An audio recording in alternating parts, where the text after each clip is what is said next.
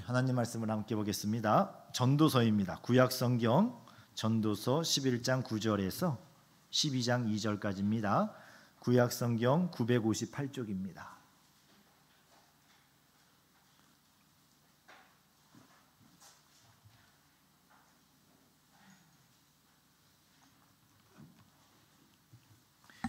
구약성경 958쪽 전도서 11장 9절에서 12장 2절입니다. 함께 읽겠습니다. 청년이여 내 어린 때를 즐거워하며 내 청년의 날들을 마음에 기뻐하여 마음에 원하는 길들과 내 눈이 보는 대로 행하라. 그러나 하나님이 이 모든 일로 말미암아 너를 심판하실 줄 알라. 그런즉 근심이 내 마음에서 떠나게 하며 악이 내 몸에서 물러가게 하라. 어릴 때와 검은 머리의 시절이 다 헛되니라. 너는 청년의 때에 너의 창조주를 기억하라.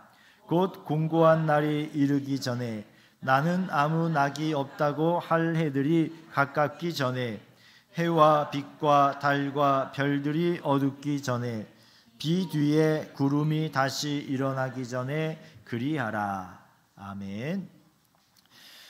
지난주에 배우셨지요? 주일은 어떤 날이라고 했습니까? 즐겁고 존귀한 날이라고 했습니다. 옆에 분들과 오늘은 즐겁고 존귀한 주일입니다. 한번 같이 인사해 보실까요? 즐겁고 존귀한 주일입니다. 또 축복도 해야 되겠죠. 예수님의 이름으로 사랑합니다. 축복합니다. 다시 한번 인사하시죠. 예수님 이름으로 사랑합니다. 축복합니다.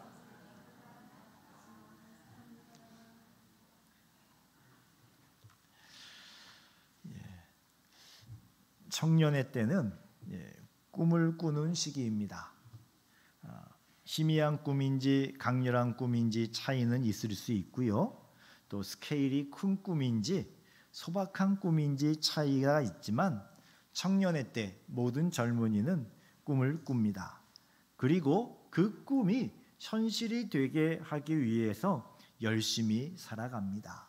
솔로몬에게도 그런 시절이 있었습니다. 전도서의 저자인 솔로몬을 통해서 젊은 시절, 청년의 때를 어떻게 보내면 좋을지 함께 생각해 보고자 합니다. 앞에도 저기 있습니다만 어린이 주일도 있고 어버이 주일도 있습니다. 그런데 청년 주일이 없어요. 그래서 오늘을 청년 주일로 생각을 하면서 우리 청년들에게 드리는 말씀, 또 청년의 때를 지나가신 우리 성도님들은 자녀들을 위해서 또 우리의 남은 세월도 또 청년처럼 소망 가운데 살기 위해서 함께 은혜를 받기를 원합니다. 이 솔로몬이 청년들에게 첫 번째로 권장한 것은 마음에 원하는 대로 행하라라고 한 것입니다.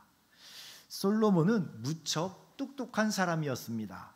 자기 눈에 띄는 모든 분야에 관심이 있었고 관심을 갖고 연구해서 결과를 낸 사람이었습니다.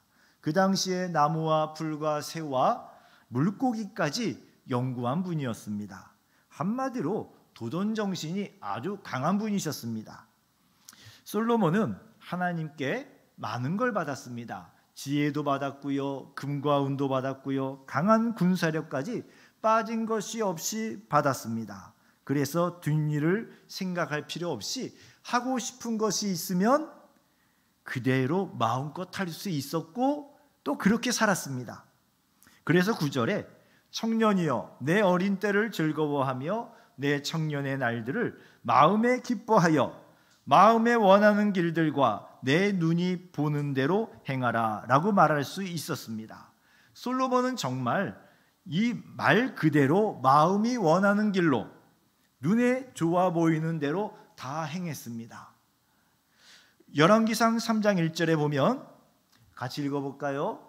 솔로몬이 애굽 왕 바로와 더불어 혼인 관계를 맺어 그의 딸을 맞이하고 다윗성에 데려다가 두고. 애굽은 이집트지요. 이 나라는 그 당시에 그 세계에서 최고 강한 나라였습니다. 애굽보다 강한 나라가 없었습니다. 그런데 그런 강한 나라가 그 공주를 작은 나라의 왕에게 왕비가 되도록 결혼을 시켰다라는 것은 솔로몬의 그 나라가 얼마나 강했는지 알 수가 있습니다. 애국과 동등할 만큼 강한 국력을 가진 나라였습니다. 그래서 솔로몬이 또 정략적인 이유도 있었겠지요. 동맹의 의미로 애굽 왕 바로와 그 혼인 관계를 맺어서 딸을 맞아들였습니다. 그런데 열왕기상 11장 1절을 보면은 또 읽어볼까요? 솔로몬 왕이 바로의 딸 외에 이방의 많은 여인을 사랑하였으니 곧 모압과 암몬과 에돔과 시돈과 헷 여인이라. 모압, 암몬, 에돔, 시돈, 헷 여인은 그 가나안 땅에 살고 있는 족속들이에요. 하나님께서 통혼하지 말라고, 같이 결혼하지 말라고 명령한 족속들인데 그 애국과는 이해를 합니다. 워낙 큰 나라, 강한 나라니까 그 혼인 정책을 펼 수 있다고 생각을 할 수 있습니다만 주변의 다른 나라의 그 여인들, 주로 공주들입니다. 결혼을 하는데 솔로몬이 사랑했다고 했습니다. 주변 민족들과 결혼하지 말라는 명령을 어기고 한 민족도 나라도 빼지 않고 다 결혼을 해버렸어요. 자, 이 일에 대해서 하나님이 11장 4절에 11장 2절에 이렇게 말씀하십니다. 또 읽어보지요. 여호와께서 일찍이 이 여러 백성에 대하여 이스라엘 자손에게 말씀하시기를 너희는 그들과 서로 통혼하지 말며 그들도 너희와 서로 통혼하게 하지 말라. 그들이 반드시 너희의 마음을 돌려 그들의 신들을 따르게 하리라 하셨으나 솔로몬이 그들을 사랑하였더라. 여러분이 누군가를 사랑하시면 지금 사랑하는 분이 옆에 계시지요. 또 사랑했었고 앞으로 사랑할 분도 계시겠지요. 누군가를 사랑하면 그 사랑하는 사람이 원하는 것을 해주고 싶습니다. 그게 진짜 사랑이지요. 솔로몬이 이 여인들을 정략적으로 결혼한 것이 아니라 결혼하고 정말 사랑했습니다. 그래서 이 이방 나라의 공주들을 자기의 왕비와 그 첩으로 후궁으로 받아들이고 나서 그들을 사랑해서 그들이 원하는 신들을 다 섬길 수 있게 해줬어요.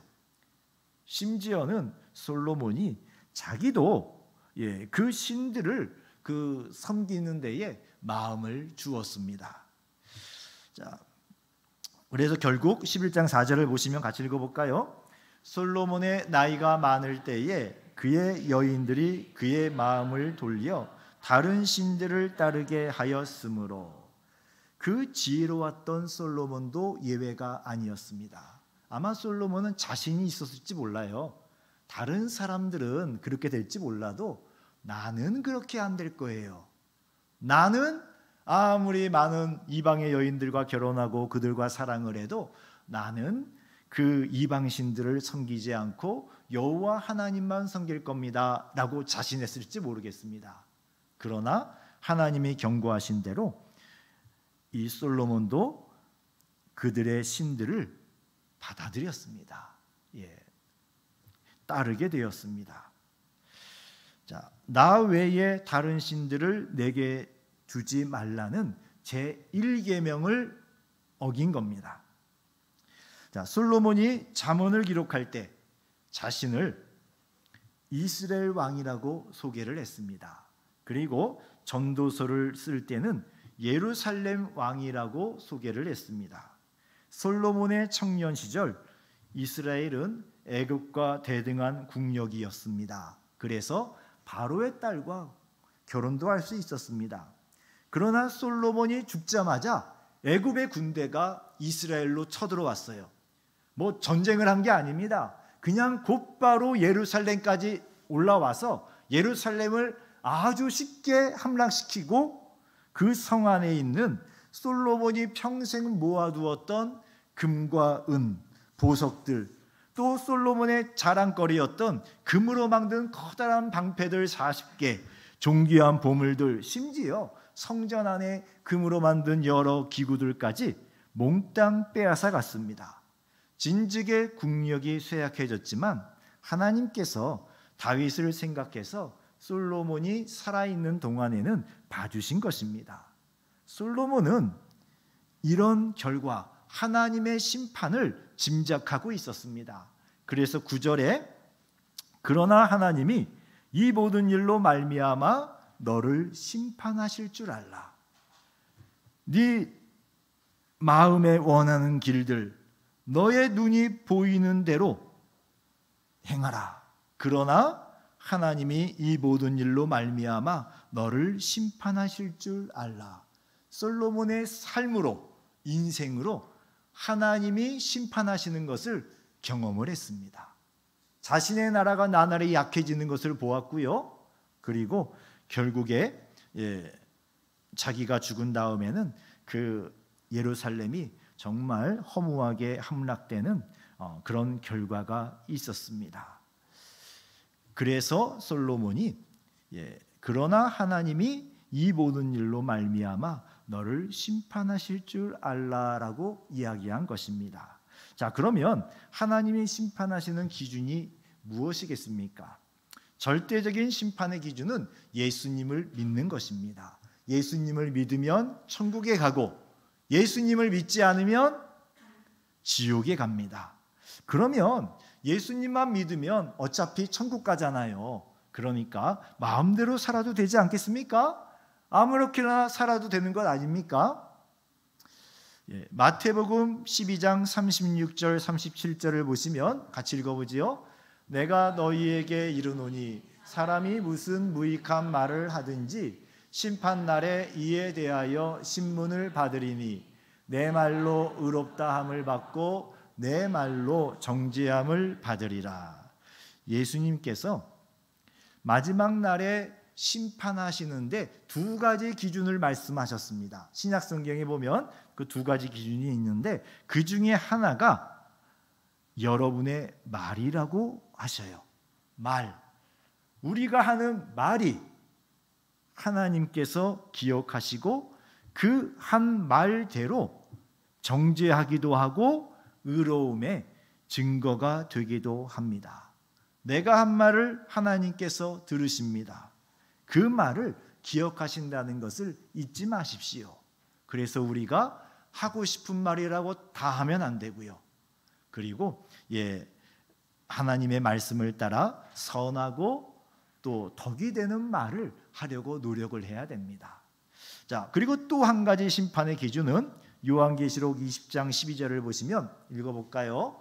또 내가 보니 죽은 자들이 큰 자나 작은 자나 그 보좌 앞에 서 있는데 책들이 펴 있고 또 다른 책이 펴졌으니 곧 생명책이라. 죽은 자들이 자기 행위를 따라 책들에 기록된 대로 심판을 받으니. 사람은 누구나 육체를 영혼이 떠날 때가 있습니다. 그때를 하나님께서 성경에서는 잔다라고도 표현하시고 또 우리는 죽는다라고 이야기를 합니다. 그런데 그 죽음이 끝이 아니지요. 하나님께 우리의 영혼은 영원히 살아 있어요. 살아 있어서 하나님 보좌, 여기서 나는 예수님이십니다. 예수님이 심판하시는 보좌 앞에 서는데 그 보좌 한쪽에는 책들이 수북이 쌓여 있고요. 또 다른 한쪽에는 책이 하나가 놓여 있습니다.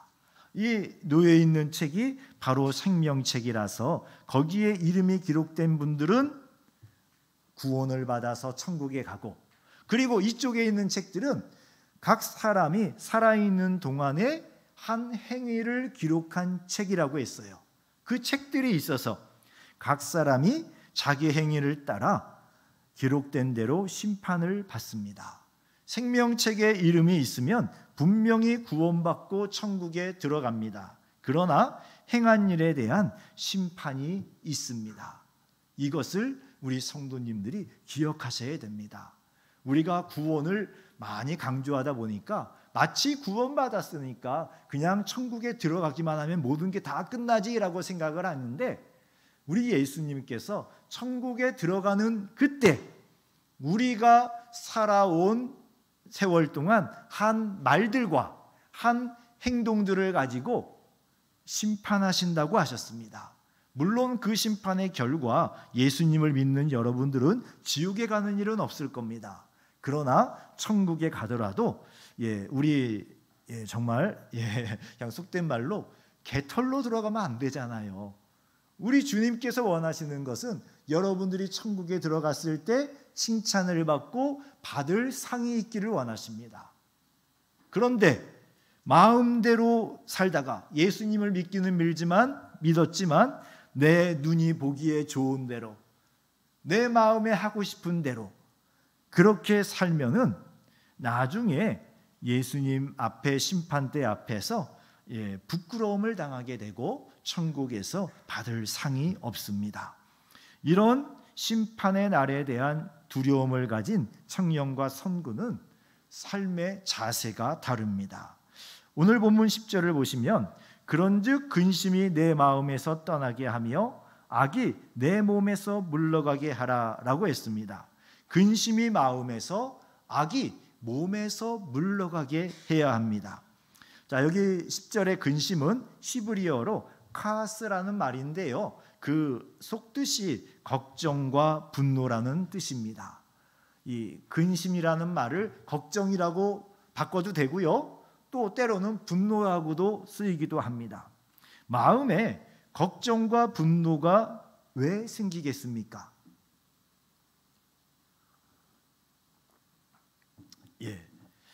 인생을 자기 중심으로 보기 때문에 그렇습니다. 나를 향한 근심이 걱정이지요. 나를 보니까 걱정거리가 있어요. 그 근심이 걱정이고, 남을 향한 근심, 저 사람이 나의 걱정거리예요. 그게 분노지요. 그리고 이 분노가 악한 일을 하게 만듭니다. 그래서 우리는 우리 마음속에서 이 걱정과 분노가 자리 잡지 못하도록 자꾸 없애면서 살아가야 됩니다. 예수님은 이 마음의 근심을 염려라고 말씀을 하십니다. 이 염려를 지금 또 다른 말로 걱정이라고 해도 똑같습니다. 자, 마태복음 13장 22절을 같이 읽어볼까요? 가시떨기에 뿌려졌다는 것은 말씀을 들으나 세상의 염려와 재물의 유혹에 말씀이 막혀 결실하지 못하는 자요. 씨 뿌리는 비유 중에 가시떨기에 씨가, 말씀이 떨어졌어요. 우리의 마음이 가시떨기라는 뜻입니다. 그러면 그 세상의 염려와 재물의 유혹이 가시가 되어서 하나님의 말씀이 자라 올라오다가 좀 더 자라야 열매를 맺는데 자라다가 더 이상 못 자라게 막아버려요. 그 가시가 세상의 염려, 재물의 유혹이라고 했는데, 이 세상의 염려는 결국 돈에 대한 걱정이 아니겠습니까? 아마 제일 많은 세상의 염려는 돈에서 나오는 것 같습니다. 돈 걱정을 너무 많이 하면 믿기는 하지만 말씀이 뿌리를 내리고 열매를 맺지 못합니다. 결정적인 순간에 믿음이 아니라 돈을 선택하기 때문에 그렇습니다. 돈을 위한 행동을 선택을 하지요. 믿음을 위한 행동을 선택해야 되는데 돈 때문에 걱정이 너무 많아요. 그래서 돈 해결을 위해서, 생활의 염려를 해결하기 위해서 선택을 하면은 그 가시가 되어서 우리 믿음이 자라지 못하게 합니다. 자, 또 누가복음 21장 34절을 보시면 같이 읽어볼까요? 너희는 스스로 조심하라. 그렇지 않으면 방탕함과 술취함과 생활의 염려로 마음이 둔하여지고 뜻밖의 그날이 덕과 같이 너희에게 임하리라. 자, 생활의 염려, 곧 생활에 대한 걱정 때문에 우리 마음이 둔해진다고 말씀을 하셨습니다. 자, 생활의 염려는 어떤 것이겠습니까? 또 경제적인 걱정, 직장이나 또 학업에 대한 걱정, 진로에 대한 걱정, 자녀들 살아가는 걱정, 우리 인간관계에 대한 걱정, 친구에 대한 걱정, 이런 걱정거리들 때문에 마음이 둔해지지 않도록 해야 됩니다. 자, 마음이 둔해진다는 것은 무엇인가 향하여 마음이 예리하게 이렇게 파릇파릇해야 되는데 점점 마음이 깎여서 둔해진다는 뜻이겠죠. 자, 예수님을 바라보며 영생의 기쁨과 부활의 소망이 희미해지지 않도록 마음을 조심해야 합니다. 영적인 것들에 우리 마음이 예민해야 되는데 이 생활의 걱정거리들 때문에 마음이 둔해져서 영적인 문제는 보이질 않아요. 생각이 나지 않아요. 당장 돈 문제, 직장 문제, 학교 문제, 우리 아이들 문제, 건강 문제, 또 친구 문제, 이걸 해결해야만 됩니다. 그래서 우리는 영적인 것에 계속 관심을 유지하도록 노력해야 됩니다. 보는 것과 듣는 것에 주의해야 합니다. 요즘 볼 것이 너무 많지요. 핸드폰 틀면은 하루 종일도 볼 수 있고요. 밤새도록도 볼 수 있습니다. 이거 어떻게 지루해서 봐요? 그거 안 해보신 분들 말씀이시고요. 재밌는 거 얼마나 많은지 몰라요. 며칠 밤을 새도 지루하지 않게 볼 것들이 핸드폰 속에, 컴퓨터 속에 얼마나 많은지 모릅니다. 극장에 가도 재밌는 것들이 있었고요. 어디 가도 볼 것들이 많고요. 그 수없이 많은 볼 것들 중에 성경 말씀을 보셔야 됩니다. 특별히 종이로 된 성경 말씀을 보십시오. 핸드폰에 성경 말씀을 보는 것도 유익한데 이게 화면으로는 그냥 미끄러져 지나가는 경우가 많은 것 같아요.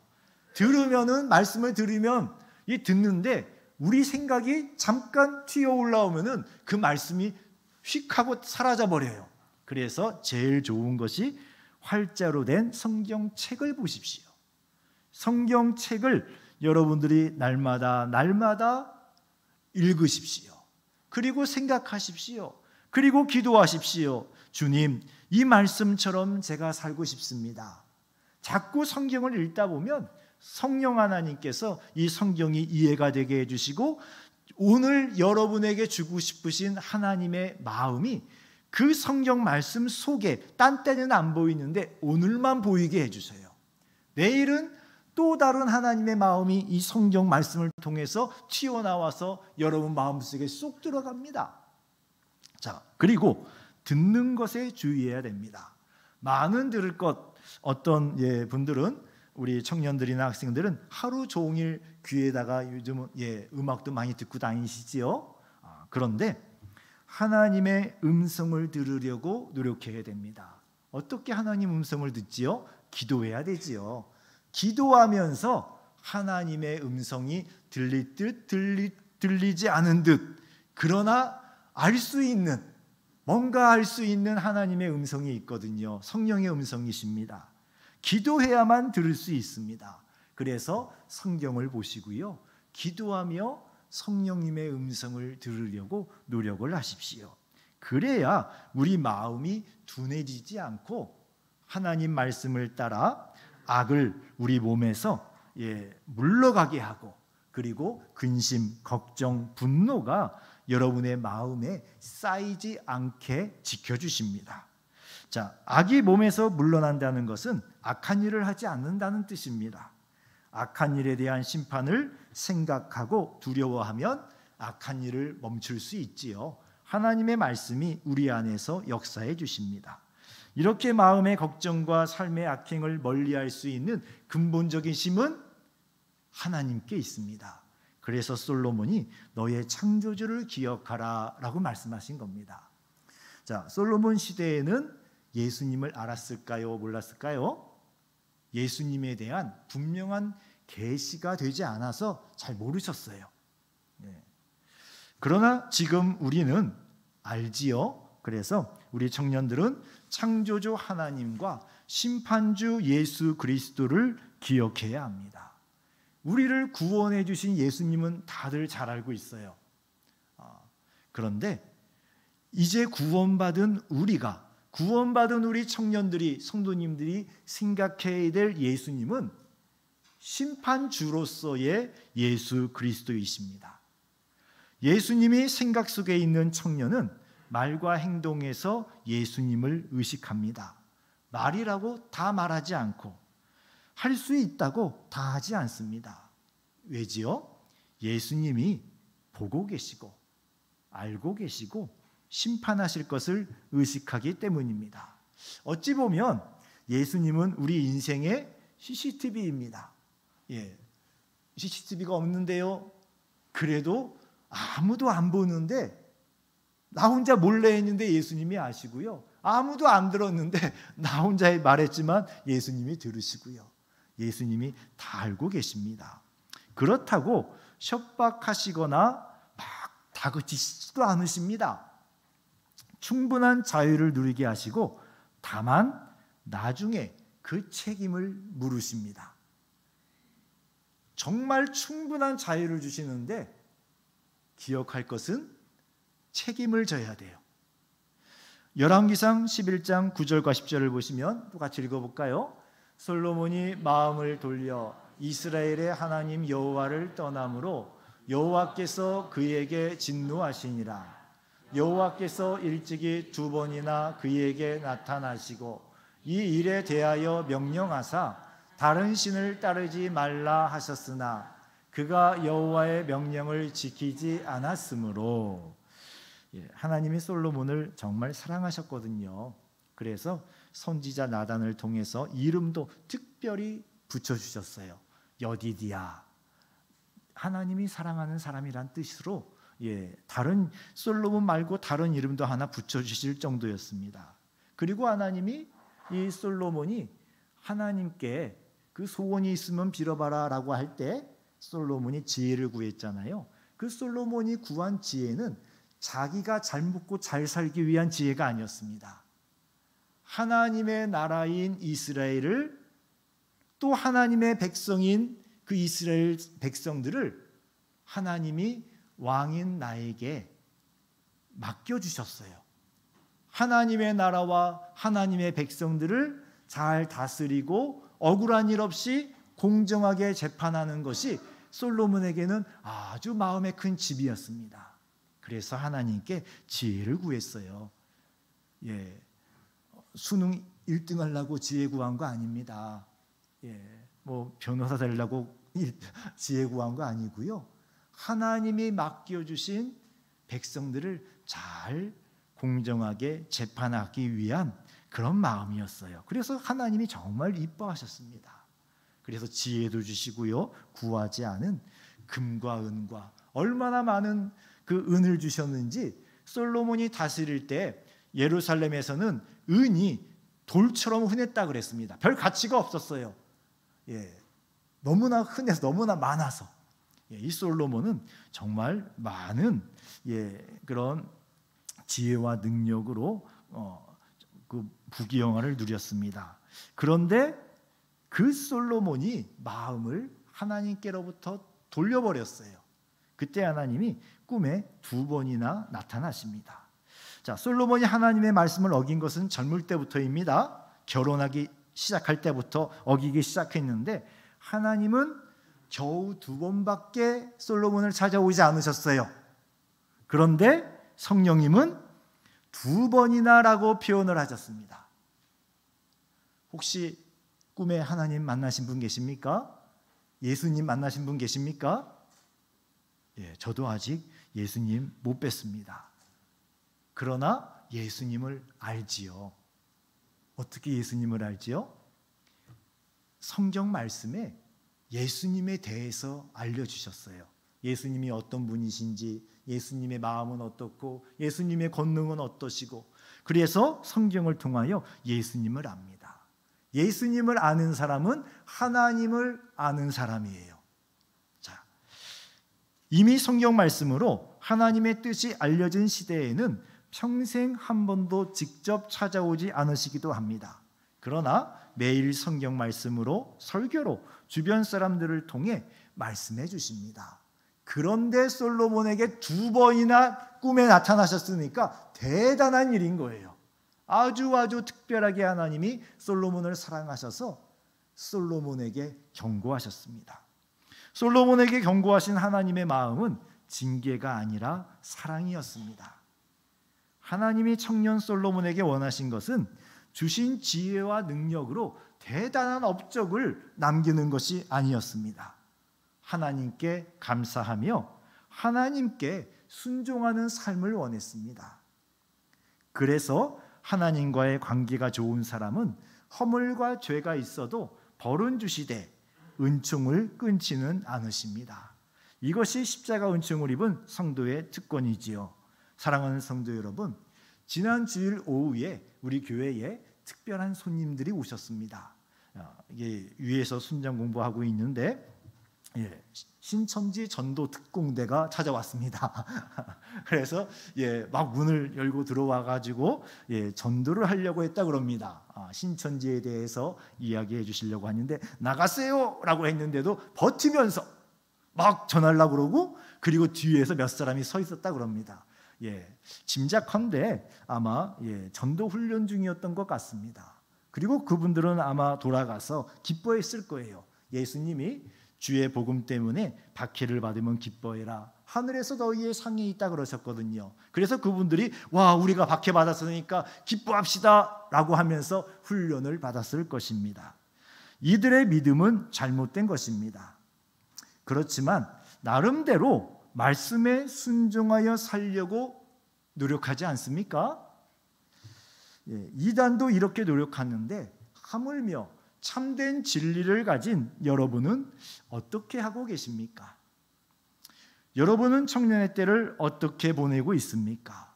다른 분들은 여러분의 인생을 어떻게 살고 있습니까? 세상에 또 생활의 염려로 가득한 인생을 살고 있습니까? 그래서 입만 열면 기도하려고 하면은 하고 막 하나님이 저 땅속에 계셔서 막 땅속으로 들어가야 만날 것만 같은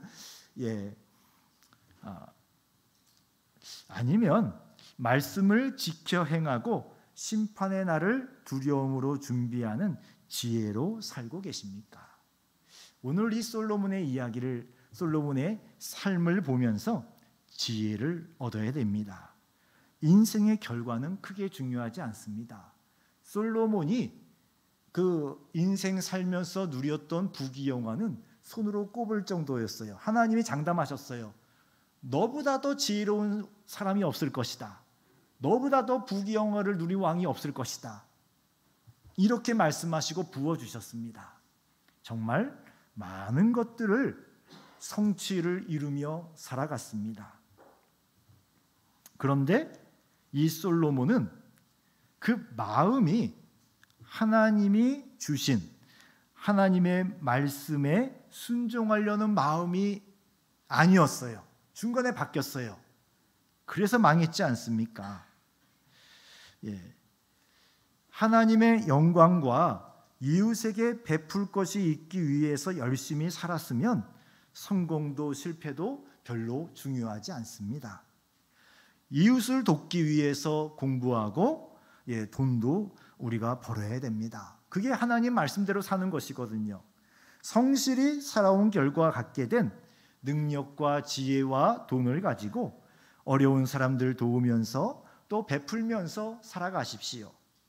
신앙생활의 본질을 생각해야 합니다. 솔로몬은 지혜와 총명이 능력이 아주 대단히 많았지만 하나님 말씀에 순종하지 않고 하나님께 감사하지 않았습니다. 감사하지 않으니까 만족하지 못하지요. 그래서 수없이 많은 다른 여자들을 아내로, 후궁으로, 첩으로 맞아들였습니다. 그리고 자기 딴에는 다 사랑했습니다. 다 사랑하니까 다 원하는 대로 너희들의 신을 섬기시오. 왕궁에도 이방신을 섬기게 하고 예루살렘 안에도 성전 옆에도 다 이방신을 섬기도록 허락해 줬습니다. 그걸 사랑이라고 생각했습니다. 하나님의 말씀을 알지만 자기 지혜로 사랑을 선택을 했습니다.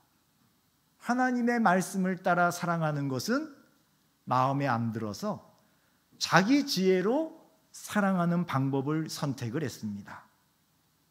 예수님처럼 하나님께 감사하며 하나님께 순종하며 사는 삶을 하나님은 원하십니다.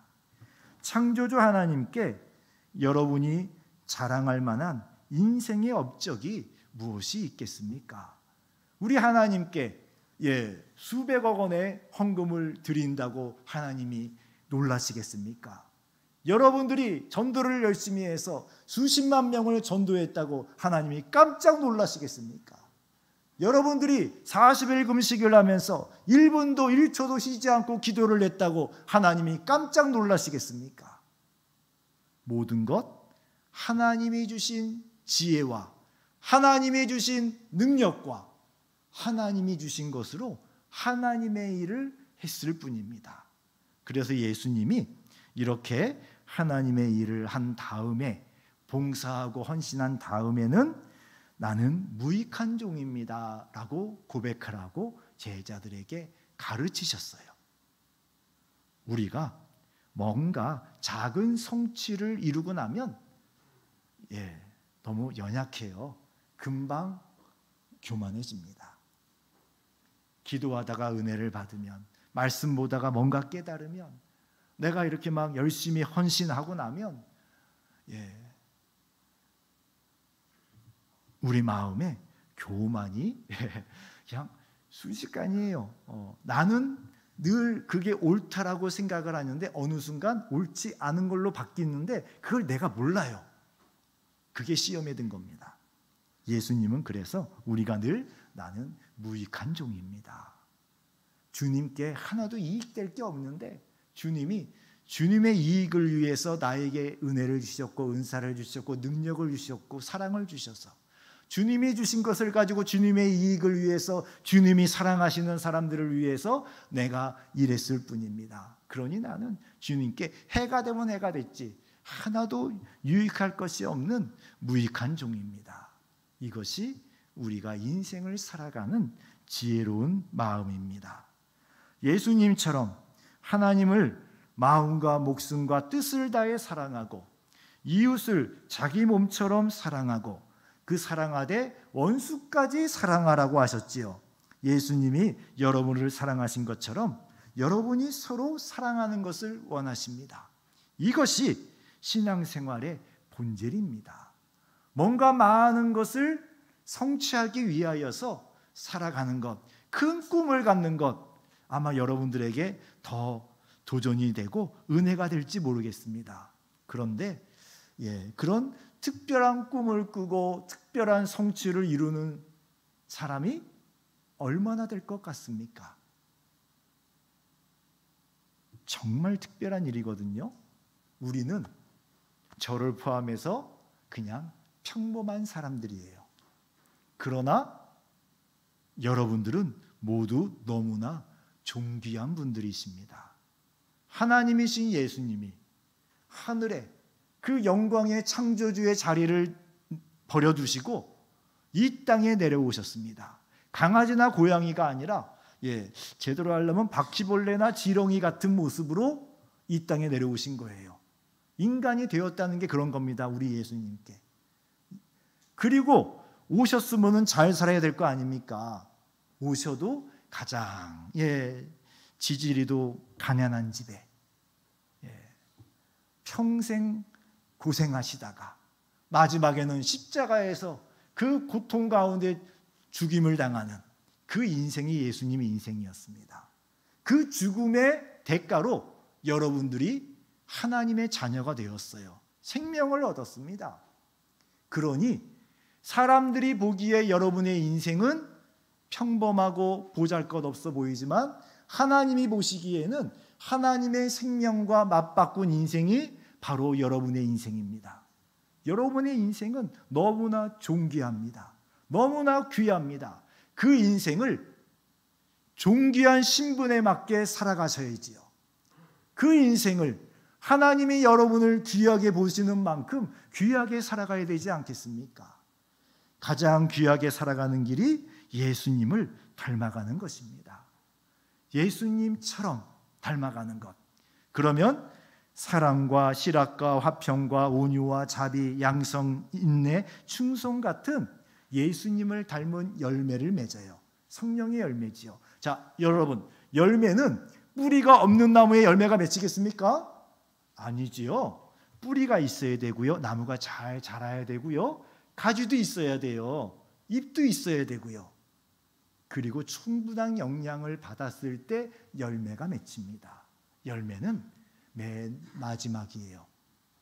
예수님을 닮은 열매를 맺었다는 것은 그 과정 중에 여러분들의 삶의 말과 행동들이 나중에 예수님 앞에서 칭찬을 받고 상이 받을 일들이 많이 있다라는 반증입니다. 그런데요, 하늘에 받을 상을 위하여 달려가면 중간에 낙심하기도 하고 시험에 들기도 합니다. 그리고 나의 능력 없음 때문에 한없이 자괴감에 빠지기도 하고요. 나는 왜 이렇지요? 저분은 저런데 나는 왜 이렇지요? 우리 가정은 왜 이렇지요? 내가 하는 일은 왜 이렇지요? 그러나 우리가 신앙의 본질인 예수 그리스도께 우리의 신앙생활에 초점을 맞추고 예수님의 성품, 예수님의 마음, 예수님처럼 살아가는 것, 그것을 위해서 살아가면 다른 모든 것들도 다 가지게 됩니다. 중간에 낙심하지 않고요. 왜요? 여러분의 인생만이 하나님 앞에 특별히 존귀하고 의미가 있어요. 다른 분들과 비교할 필요가 없습니다. 나에게 맺힐 예수 그리스도의 그 열매들은 하나님이 나에게 원하시는 거예요. 다른 분과 비교해서 하나님이 저 이장로님은 이만한데 정 목사 너는 왜 이거밖에 안 돼? 이놈 정신 차려! 이렇게 안 하시고요. 우리 장로님의 열매는 장로님의 열매로, 또 여러분의 열매는 여러분의 열매로 다 귀하게 맺기를 원하십니다. 여러분 스스로를 귀하게 여기시고 귀한 여러분들이 예수님을 닮아가기 위해서 하나님이 여러분들에게 주신 모든 것들 귀하게 여기고 감사하십시오. 그리고 하나님 말씀에 순종하십시오. 거기서 출발하면 됩니다. 그리고 어렵고 힘든 생활, 그래서 주님이 우리 인생을 천국을 향한 나그네 길이라고도 성경에 말씀하시고요, 십자가의 길을 가는 것이다 라고도 말씀을 하십니다. 힘들고 어려울 때 기도하고 주님 너무 이거는 힘든데요, 그러면 주님이 또 바꿔주시거든요. 무조건 여러분들에게 어려운 길만 가라고 윽박지르시는 분이 아니십니다. 솔로몬에게 지혜와 권능을 주신 그 하나님께서 여러분들의 삶에도 그런 은혜를 내려주십니다. 본질을 잃어버린 솔로몬은 지혜와 많은 돈과 능력에도 불구하고 하나님을 잊어버리는 죄를 지었습니다. 그러나 우리 청년들과 우리 성도님들은 신앙의 본질인 예수 그리스도를 닮아가는, 예수님을 따라가는, 예수님처럼 생각하고 예수님처럼 말하고 예수님처럼 하나님을 사랑하고 예수님처럼 이웃을 사랑하고 예수님처럼 우리가 서로 사랑하며 살기 위하여 많이 노력하시는 여러분들이 되시기를 주님의 이름으로 축원합니다. 기도하겠습니다. 하나님 아버지 감사합니다. 우리의 인생에 솔로몬과 같은 지혜가 없어도, 금은 보화가 없어도, 능력이 없어도 예수 그리스도께서 우리 안에 계시면 우리는 온 세상에 가장 존귀한 하나님의 자녀입니다. 나의 옛사람은 십자가에서 죽었고 우리 예수님이 우리 안에 살고 계시고 또 성령 하나님께서 우리 안에 계셔서 우리와 영원히 함께 하시오니 우리가 함께 하시는 삼위 하나님과 하나님께서 주신 모든 것에 감사하며 또 하나님께서 주신 그 생명의 말씀대로 지키며 살아가기 위하여서 애쓰고 기도하게 하시고 그 결과 우리 삶에, 우리의 성품에, 우리의 속의 영혼에 맺히는 예수님을 닮은 그 열매들로 하나님께서 영광을 받으시고 우리는 천국에서 상을 받을 수 있기를 원합니다. 이렇게 하루하루 우리가 기쁨과 영광 가운데에 하나님의 존귀하심의 그 손길 가운데에 살아가게 하시고, 이러한 우리의 삶이 또 다른 분들을 사랑하여서 전도함으로 우리와 같이 이런 놀라운 은혜와 영광의 삶을 살아가도록 우리가 초청하고 권면하고 또 이끌 수 있도록 역사하여 주시옵소서. 감사드리며 예수 그리스도 이름으로 기도했습니다. 아멘. 우리 일어나셔서